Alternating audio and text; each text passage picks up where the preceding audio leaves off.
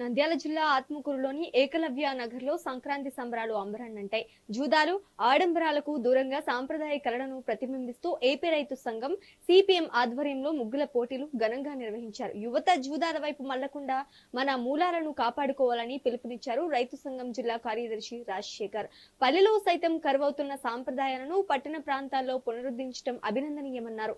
మహిళలు రంగుల రంగువల్లులతో వీధులను ముస్తాబు చేయగా సామాజిక అంశాలను ప్రతిబింబించే ముగ్గులు ప్రత్యేక ఆకర్షణగా నిలిచాయి.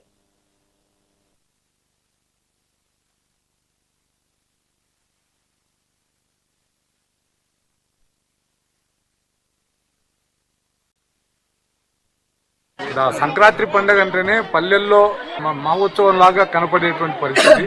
కొత్త పంటలు రైతులకు అన్ని రకాల పంటలు ఇండ్లకు రావడం, అల్లుళ్లను కూతుళ్లను అందరినీ పిల్లలను కూడా పండుగలకు అందరినీ కూడా తీసుకొచ్చుకునేటువంటి పరిస్థితి. మనకన్నా అభివృద్ధి చెందినటువంటి ప్రాంతం తూర్పు గోదావరి, పశ్చిమ గోదావరి, గుంటూరు, కోస్తా జిల్లాలో బాగా చేస్తారు ఈ పండుగ. మన రాయలసీమ జిల్లాలో కాస్త కీడు పండుగ కూడా భావిస్తాం. జనరల్ గా మన ఏరియాలో కొత్త బట్టలు కూడా కుట్టించుకోవడం అనేటువంటి ఈ పండుగకి తక్కువ, ఈ కీడు పండుగ అనేటువంటి పేరుతో. కానీ అక్కడేమో డబ్బున్నటువంటి ప్రాంతాలతో కోడి పందాల పేరుతో వందల కోట్ల రూపాయలు అక్కడ తగలేస్తున్నారు. ప్రభుత్వం కూడా ముందు ప్రకటనలకే తప్ప ఆచరణలో ఏముండేటువంటి పరిస్థితి. మన రాయలసీమకు సంబంధించి ప్రధానంగా కరువు ప్రాంతం అయినప్పటికీ ఈ పండుగకు ప్రత్యేకత అనేటువంటిది ఇస్తున్నారు. ప్రధానంగా ప్రజా సంఘాలుగా మహిళలను వీళ్ళను ప్రోత్సహించి ఈ కాలనీలో ప్రతి సంవత్సరం కూడా వేయడం జరుగుతుంది.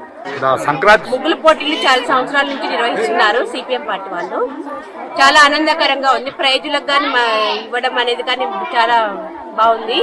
ఇక్కడ ఇచ్చేసిన పిల్లలు ముగ్గులు చాలా చక్కగా వేశారు. సంక్రాంతి సంబరాలు మనకి బాగా కనపడుతున్నాయి. ఇక్కడ సంక్రాంతి సంబరాలు ముందుగానే చేసుకుంటున్నా బాగుంటది. మనము ఇక్కడ పల్లెటూరు వాతావరణం కనపడుతుంది. మనకి రైతులకు భరోసాగా ఉండి బాగుండాలని